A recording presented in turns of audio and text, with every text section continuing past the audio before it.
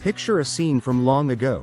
A Victorian parlor bathed in the glow of flickering candlelight, with evergreen garlands draped along mantelpieces and a festive table laden with treats. Among the array of holiday delights sits a bowl of glittering sugar plums, their surfaces sparkling like tiny jewels. These confections were more than just a dessert, they were symbols of the season, evoking wonder and joy.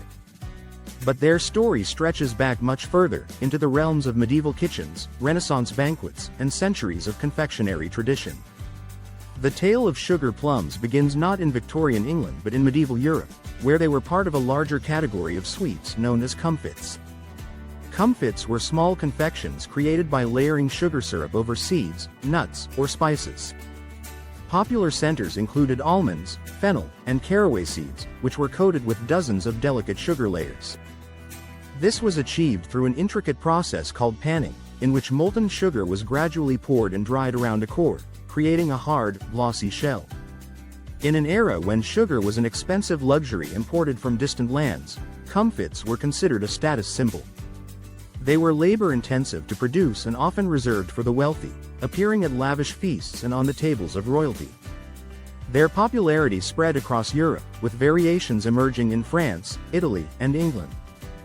While these early sugar plums did not yet include dried fruit or resemble the treats we associate with the name today, they set the stage for what would become a cherished holiday confection. By the 17th and 18th centuries, sugar plums began to evolve. As sugar became more affordable and accessible, confectioners experimented with new recipes and techniques. The term, sugar plum, was increasingly applied to sweets that were round in shape and sweetened with sugar, regardless of whether they contained plums.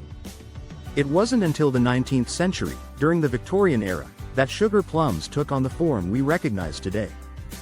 By this time, they were made with a mixture of dried fruits, such as prunes, apricots, or figs, combined with finely chopped nuts and aromatic spices like cinnamon, anise, or cloves.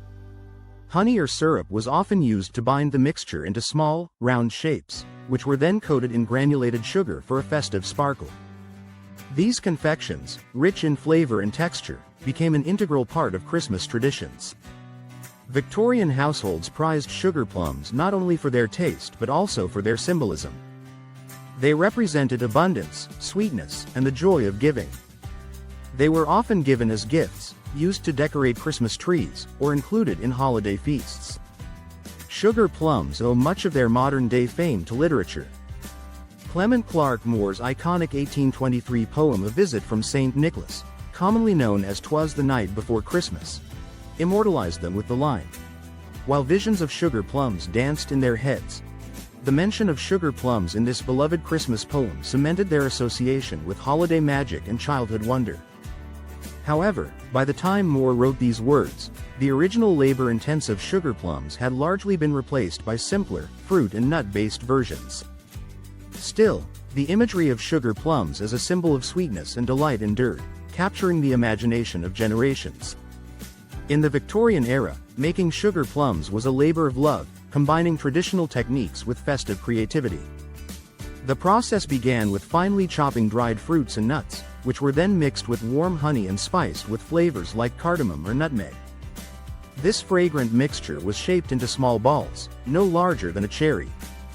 The next step involved coating the balls in sugar, either by rolling them in granulated sugar or using a method inspired by old-world panning, where the candies were layered with sugar syrup and allowed to dry.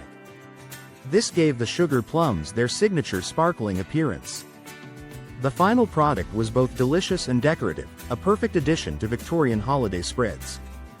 As the 20th century ushered in mass-produced candy and chocolate, traditional sugar plums gradually fell out of favor.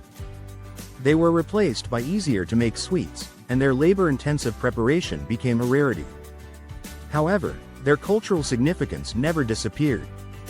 Today, sugar plums are experiencing a revival, with modern adaptations celebrating their historic charm. While contemporary recipes often simplify the process, using food processors, pre-ground spices, and quick-drying coatings, they retain the essence of the original treat. The history of sugar plums is more than just a story of candy, it's a journey through time, reflecting the evolution of taste, technology, and tradition. These tiny confections, once a luxury of kings and nobles, became a cherished symbol of Christmas joy and generosity. As you savor or recreate sugar plums today, you're not just enjoying a sweet treat, you're connecting with centuries of history, from medieval kitchens to Victorian parlors. So, the next time you hear about visions of sugar plums, let it remind you of the magic and craftsmanship behind one of history's most enchanting confections.